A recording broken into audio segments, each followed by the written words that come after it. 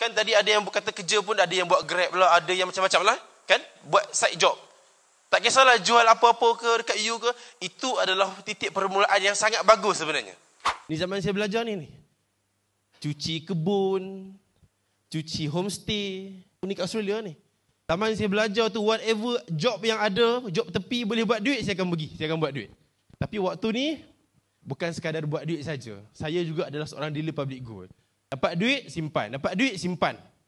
Sebab tu kahwin umur 22. Di dalam bisnes public good ni adik-adik, adik-adik selalu akan dengar tentang passive income.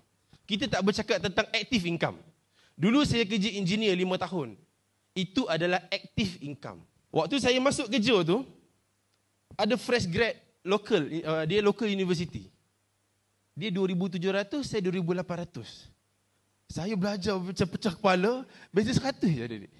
So, this is not fair world. Dalam bisnes public goal, adik-adik akan berpeluang kita bina aset bisnes dan kita akan menikmati passive income. Yang ni best.